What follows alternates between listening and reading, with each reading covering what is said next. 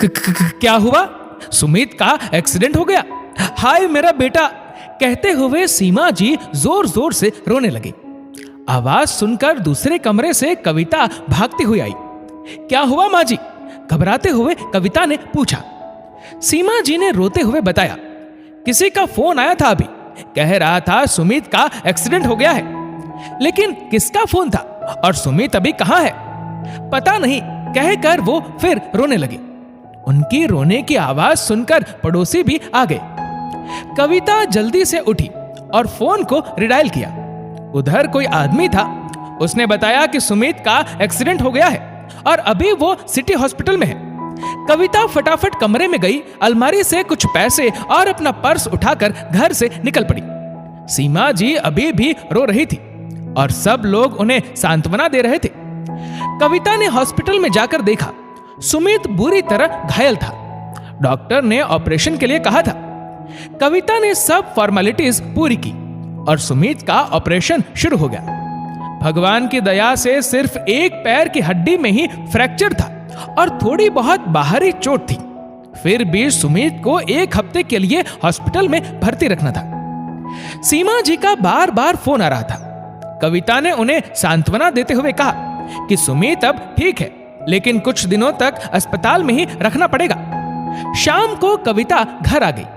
अभी भी सीमा जी के पास 2 पड़ोसनें बैठी उन्हें सांत्वना दे रही थी। कविता ने खाना बनाकर सास को खिलाया और खुद भी खाकर सो गई।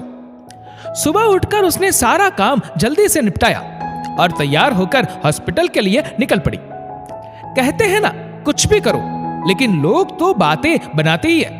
उसी तरह कुछ लोगों से कविता का यह व्यवहार भी हजम नहीं हो रहा था। कविता के जाते ही उन्होंने सीमा जी के कान भरने शुरू कर दिए। सीमा बहन, आपकी बहू तो कमाल है। इतना बड़ा हादसा हो गया लेकिन उसकी आंखों से तो एक आंसू भी नहीं निकला। और तो और ऐसे बन सवर कर अस्पताल जाती है जैसे कहीं घूमने जा रही हो। दुख के समय जब किसी की सोचने समझने की शक्ति कम हो जाती है, तब एक छोटी सी चिंगारी भी आग का काम करती है। ऐसा ही कुछ सीमा जी के साथ भी हुआ। वो भी अपनी बहू कविता को गलत ही समझने लगी। कविता को पता था कि हॉस्पिटल का खर्चा काफी आने वाला है, इसलिए उसने इंश्योरेंस के सारे पेपर ठीक ठाक करवा दिए। कभी बैंक तो कभी हॉस्पिटल, चक्कर लगाते लगाते उसे सुबह से शाम हो जाती। एक दिन सीमा जी सुमित से मिलने हॉस्पिटल गई तो देखा कविता वहां है ही नहीं। ये देखकर उनका पारा हाई हो गया। शाम को जब कविता वापस आई तो सीमा जी बिफर पड़ी। मेरा बेटा वहां हॉस्पिटल में पड़ा है और तुम गुलछर्रे उड़ाती फिरती हो। तुम्हें तो शायद फर्क ही नहीं पड़ता, चाहे मेरा बेटा मरे या जिए। उनकी बातें सुनकर कविता को बहुत बुरा लगा, लेकिन उस समय उसने कुछ बोलना सही नहीं समझा। 1 हफ्ते बाद जब सुमित ठीक होकर घर आया तो सीमा जी फिर आंसू बहाते हुए उससे लिपट गई और बोली, सुमित बेटा, मेरी तो जान ही निकल गई थी तुम्हारे एक्सीडेंट की खबर सुनकर, लेकिन तुम्हारी बीवी को तो जैसे कोई फर्क ही नहीं पड़ा। इसकी आंख से तो एक आंसू भी नहीं गिरा। हाँ माँ, आप ठीक बोल रही है। अगर आपकी तरह कविता भी रोने बैठ जाती तो शायद आपका ये बेटा आज जिंदा नहीं बचता। आज कविता की हिम्मत के कारण ही मैं सही सलामत घर वापस आ पाया हूं, सुमित ने भरे मन से कहा। लेकिन बेटा, वो तो ऐसे बन सवर कर हॉस्पिटल जाया करती थी। माँ जी, वो इसलिए कि कोई मुझे बेचारी लाचार समझकर गलत फायदा ना उठाए। आज की दुनिया में असहाय दिखने वालों की कोई जल्दी से मदद नहीं करता।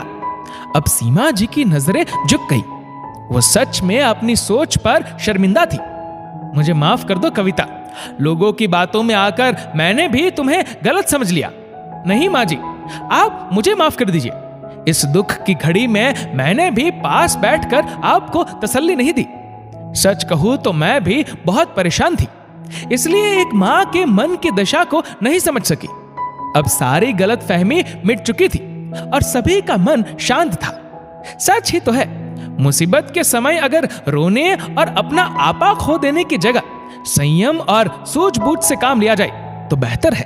दोस्तों, इस वीडियो को लेकर आपकी क्या राय है नीचे कमेंट करके जरूर बताएगा। और अगर आपको वीडियो अच्छा लगा हो तो इस वीडियो को लाइक करेगा, शेयर करेगा ज्यादा से ज्यादा लोगों तक। और ऐसे ही और भी इंस्पिरेशनल वीडियोस के लिए सब्सक्राइब करें हमारे यूट्यूब चैनल को और फेसबुक पर फॉलो करें हमारे पेज को।